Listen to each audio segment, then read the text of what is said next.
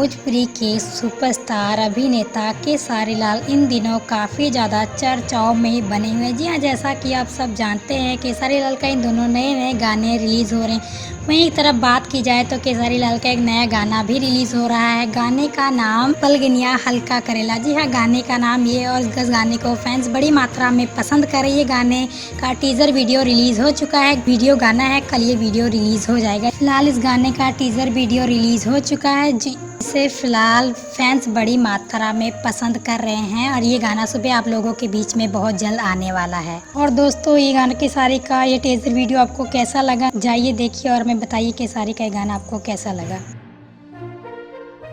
मैं खेसारी लाल यादव आप सबका बेटा, आप सबका भाई पैर छू के प्रणाम कर रहा हूँ। कुमार रमेश जी ने उसको शूट किया है और मैं दिल्ली में ही शूट किया हूँ। एंगल म्यूजिक के ऑफिशियल चैनल पर रिलीज़ हो रहा है यूट्यूब पे। तो आप ढेर सारा प्यार और मोहब्बत देकर उस गाने को इतना बड़ा इतिहास की तरफ ले जाइए कि जिस तरह आप हमेशा खेसारी को बड़ा देखे हैं, करते हैं। मैं चाहता हूँ कि ऐसे ही प्यार और आशीर्वाद दीजिए और सब्सक्राइब करिए, ढेर सारा प्यार करिए, लाइक करिए, शेयर करिए।